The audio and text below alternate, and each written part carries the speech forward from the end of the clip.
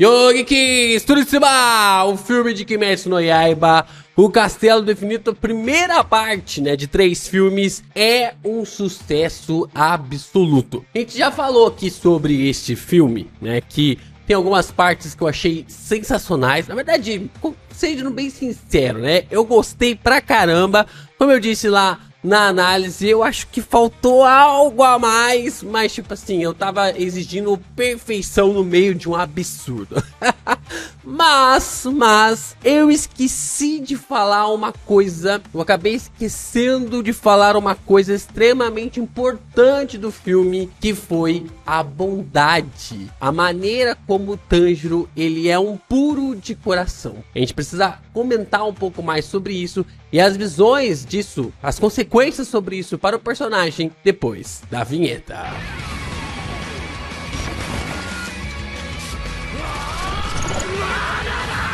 Vamos lá, está entre nós, né, o filme Kimetsu no Yaiba, né, o Demon Slayer, Castelo do Infinito, e cara, o filme se tornou a 9ª maior bilheteria do mundo. Tem noção do que é esse feito, esse peso para Kimetsu no Yaiba? Ultrapassando o Quarteto Fantástico, acabou de ultrapassar Quarteto Fantástico de uma forma realmente a fazer com que a galera fique maluca com essa trama e com essa história. E desde quando, vocês sabem, né? Vocês estão aqui no começo, desde o começo, lá no canal do Geek Brasil, aqui do canal do Geek Brasil, lá no começo, quando a gente tinha 5 mil, 6 mil inscritos, a gente falava sobre o mangá de Kimetsu no Yaiba.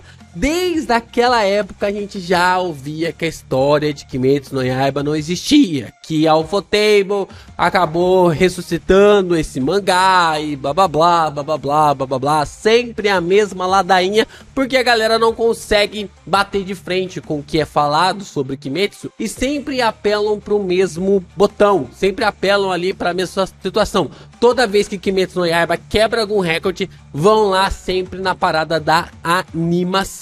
Mas o que eu quero falar para vocês é essa questão sobre algumas características dos personagens. Como a trama, ela vai trazendo uma certa evolução para cada um deles, ou vai estabelecendo cada uma ali desses sentidos. E a bondade do Tanjiro é uma dessas características. O Tanjiro, ele é um personagem extremamente bondoso. Dá pra colocar ele como alguém, como um puro coração, né? Alguém que é puro de coração. Essa figura realmente colocada aqui sobre o personagem, e o que chamou a atenção e foi o principal alívio cômico do filme, né? A base sobre essa relação do Tanjiro com a casa e como ele não consegue levar vantagem, visto como ele é esse estilo de protagonista que quer vencer ali os seus adversários na base ali da sua forma pura. Então o Tanjiro, ele tem essa característica muito específica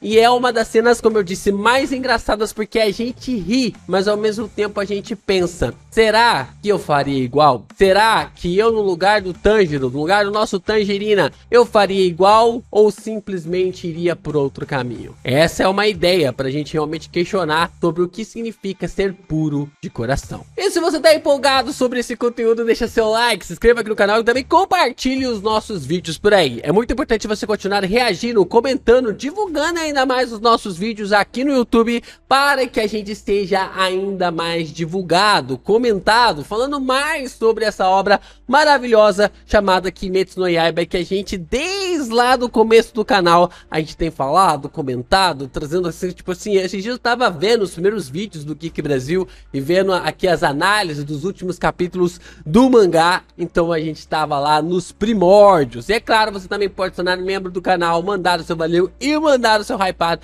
para continuar ajudando o canal cada vez mais.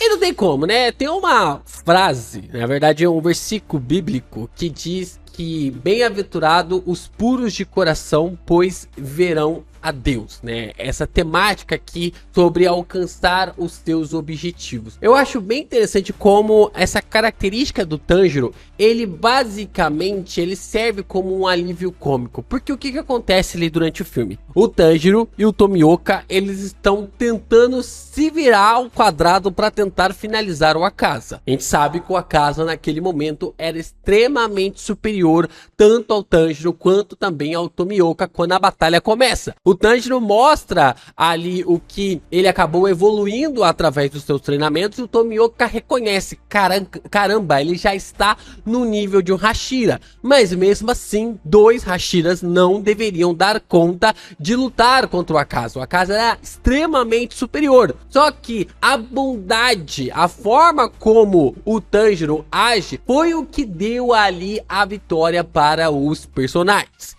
Isso porque, meus amigos, o Tanjiro, ele começa a jogar limpo, porque quando a batalha, o confronto e a luta está acontecendo, quando finalmente o Tanjiro e o Tomioka conseguem abrir um caminho, conseguem abrir um espaço para finalizar o Akaza, o Tanjiro vira pro Akaza que está de costa e fala: Akaza, eu vou te atacar. E aí todo mundo no cinema fica em choque e começa a dar risada por causa da sua pureza, por causa da pureza que está em seu coração. O Tanjiro, ele é um personagem extremamente incrível no sentido de que ele não vai passar por cima de sua ética. Para eliminar os seus rivais, para eliminar as pessoas que atormentam ali aqueles a qual ele ama, ele não vai passar por cima daquilo que ele acredita como algo certo. A pureza do coração do Tanjiro é a base nisso. Se você acompanha Kimetsu no Yaiba, se você acompanha Demon Slayer e ainda consegue, depois de ver toda essa simplicidade da trama,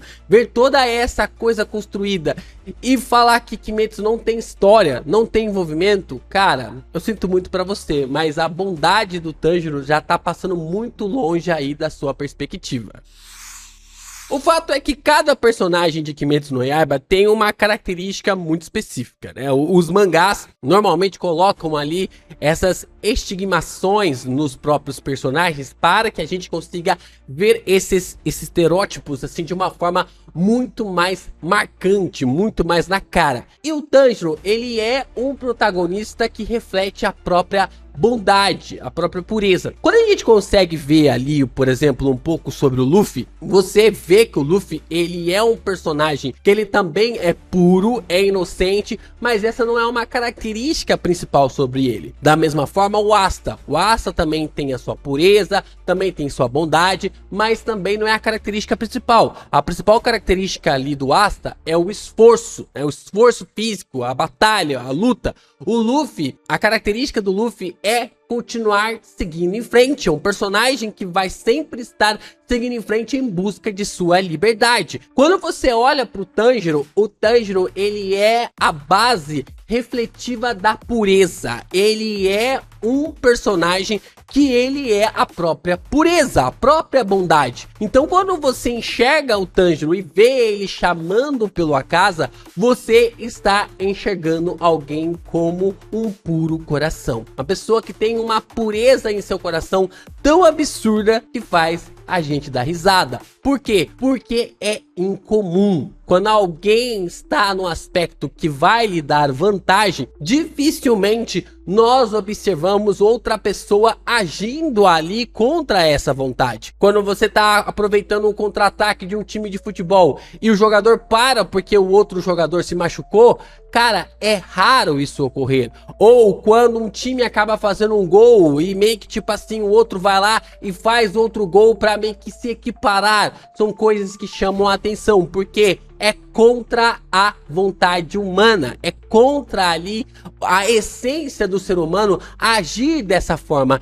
E o Tanjiro age desta maneira. O Tanjiro, ele carrega essa característica sobre a pureza. E é muito bom isso, porque é simples, é direto, é um papo ligado diretamente para as crianças, é um papo ligado diretamente para os adolescentes. É por isso que até eu lamento sobre essa, digamos assim, dá pra entender que tem muito sangue e tudo mais relacionado ali às questões da maioridade do cinema. Mas a lição que o Tanjiro passa nesse filme, um adolescente de 12, 14 anos precisa receber, precisa passar pra ele.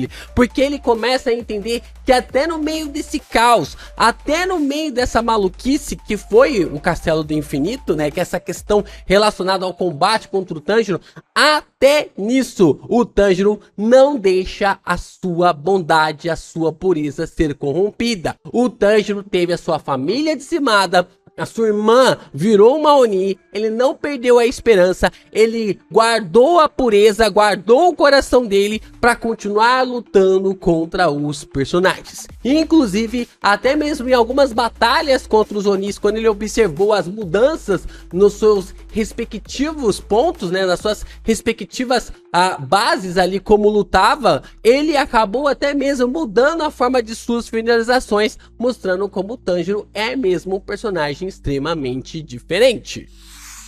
E essa bondade e essa pureza no Tanjiro, ela é refletida nos demais personagens. Os personagens em volta ali do Tanjiro, eles são afetados através de suas próprias ações. Seja ali de Onis, que acabaram meio que quebrando o controle do Muzan, seja através de caçadores que não pensavam duas vezes antes de finalizar ali os demônios criados pelo próprio Michael Jackson da história de Kimetsu no Yaiba. Seja quem for, se entrou em contato com a bondade do Tanjiro, vai ser mudado. Inclusive, o plot do Akaza, do Tanjiro e também do Tomioka conseguirem vencer o personagem é por causa da sua pureza, é por causa da sua bondade. Os dois só conseguiram vencer o Akaza porque o Tanjiro falou, se denunciou no momento que iria derrotar o personagem. E essa pureza fez com que as memórias do Akaza viessem à tona, tanto ali nas situações para o seu pai,